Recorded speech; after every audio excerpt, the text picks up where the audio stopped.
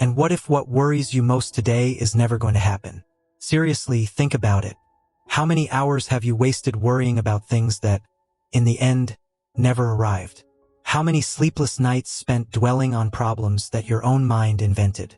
That has a name, and Stoicism has been teaching how to fix it for over 2,000 years.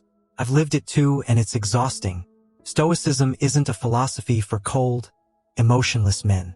It's a practical philosophy of life that teaches you to stop worrying about what you cannot control and to focus on the only thing that actually depends on you.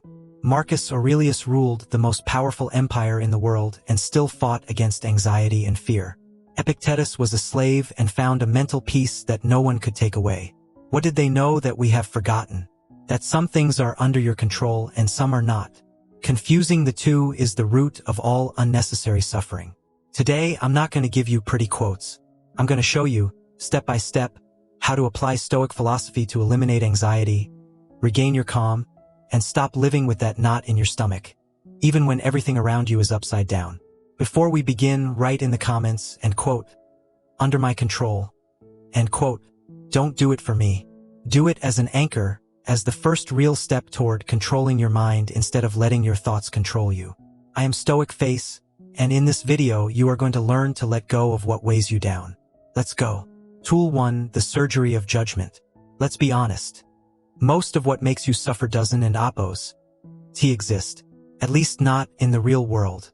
It exists in your head, in that voice that takes something small and turns it into a catastrophe before you can even blink. And there is a solution for that. The Stoics discovered something most people take a lifetime to understand. It's not what happens to you that hurts you. It's what you tell yourself about what happens. That difference might seem small, but it changes everything. Think of it this way. Facts are neutral. They have no intention, no cruelty, no drama. They just are. But your untrained mind layers judgments, fears, and interpretations on top of them. And that layer is what hurts. Here's the example we've all lived through. You send a message. Hours pass. Silence. That's all that happened. A phone without a response. But your mind doesn't stop there.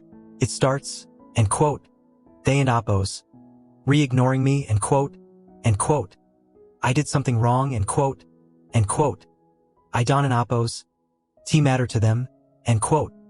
Suddenly, you're suffering over a conversation that never happened, over an intention no one confirmed, over a problem you manufactured. It was the silence that kept you awake. It was the story you built around that silence. So what do? The next time you feel worry rising, stop and ask yourself one question, and quote, "What exactly happened?" And quote. No adjectives, no drama, no story. You were fired. The fact, you no longer work there. The rest, and quote. It essay disaster, and quote. Everything is collapsing, and quote, is yours. You were criticized. The fact, someone said something. The rest, and quote. I'm a failure, and quote. I am worthless, and quote, is also yours. When you strip the drama away from reality, what's left is almost never that bad. Facts alone don't have the power to destroy you. You give them that power every time you let your mind write a tragedy over them. Stop being the narrator of your tragedy. Be the surgeon. Cut away what's extra. Stay with what is real, and you'll discover that the mountain you thought was crushing you never existed outside of your head. Tool 2. The radical dichotomy. Alright, you know how to separate the fact from the story. But there's something deeper you need to understand, because without this, the first tool ISN and enough. Some people understand perfectly that they are exaggerating, yet they still can't stop. Why? Because the problem ISN and just how they interpret things. It's what they are putting their energy into. Most people are exhausted, and it's not because of work. It's because they are fighting battles they cannot win, pushing a concrete wall with their bare hands and wondering why their shoulders hurt. The Stoics had an answer for that, and it was brutal in its simplicity. Divide your world into 2 folders. Only 2. In the first, everything that depends on you. How you prepare, how you respond, how much effort you put in, what you decide to do today. In the second, everything else. The economy, traffic, what people think of you, the result of an interview, a comment from a stranger on the internet. And here's the part that hurts. If it's in the second folder, it doesn't in oppose. Belong to you. It is not your burden. Worrying about it is exactly like trying to stop the rain by shouting at it. It doesn't in oppose. Work, it exhausts you, and the rain keeps falling anyway. Think about something concrete. You have an important interview tomorrow. Most people spend the night thinking, and quote, will they like me? Will they choose me? What if there's someone better? And quote. They arrive the next day destroyed by questions they could never answer. The Stoic does something different. They ask, and quote, what does depend on me? And quote. Preparing well, arriving rested, speaking honestly, giving my best. That's it. The result, the decision of another person, does not belong to them and they know it. That frees them. If you give everything you have and they don't choose you, you didn't in oppose. Fail. Your job was excellence in preparation, not controlling someone else's mind. That is the difference between a person who lives in peace and one who lives in constant war with reality. So, every time something is consuming you inside, ask yourself, and quote, do I have total control over the final result? And quote. If the answer is no, let it go. I'm not asking you to ignore it.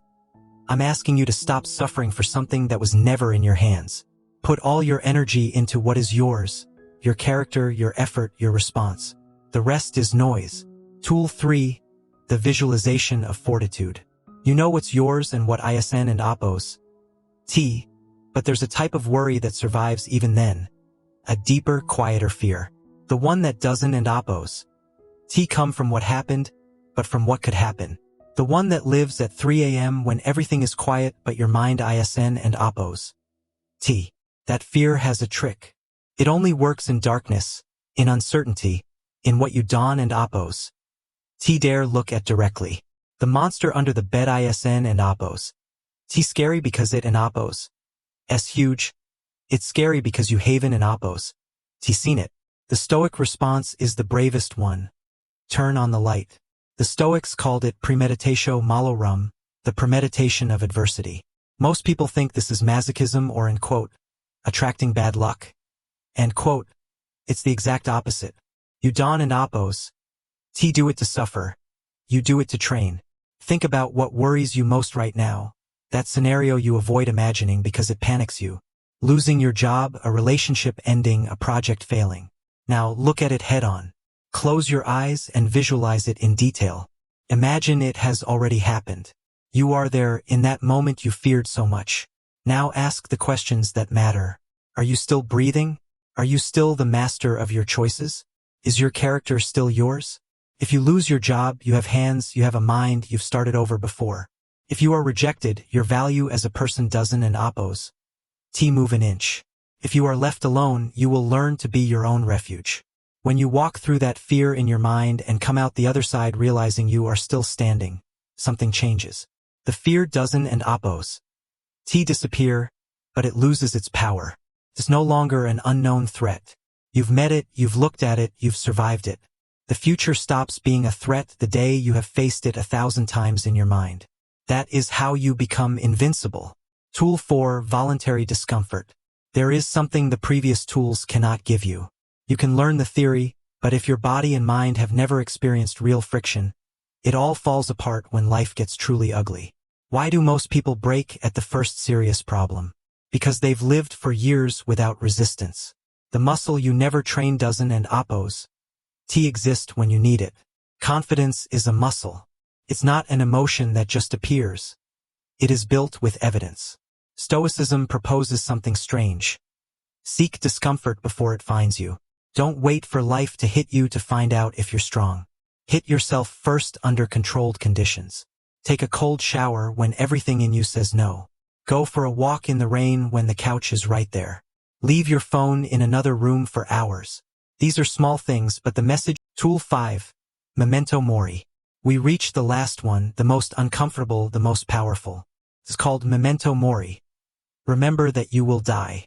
I know what you in oppose. Rethinking? It in oppose. Dark? It in oppose. Pessimistic. But listen. The reason you worry so much about things that dawn in oppose, matter, a stranger's comment, an unanswered email, is because, deep down, You act as if you had infinite time. You don't. Ask yourself seriously.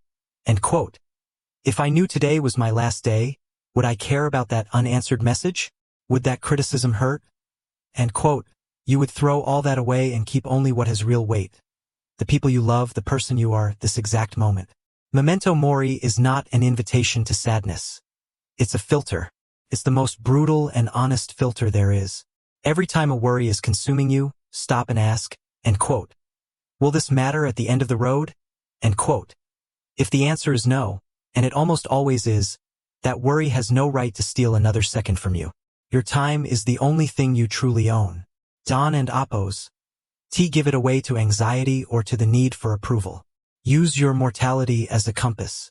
Live today as if it were your last chance to act with honor, because one day it will be. 5 tools. 1 mission, to stop being a prisoner of what you cannot control. Separate the fact from the story. Let go of what ISN and Oppos. Yours. Face your fear. Seek friction. And remember that time is running out. This ISN and Oppos. Theory. This is how people who faced war, slavery, and loss survived with their minds intact. Now it's your turn. If this video gave you something real, share it with someone who needs it. I am Silent Stoic. I'll see you on the inside.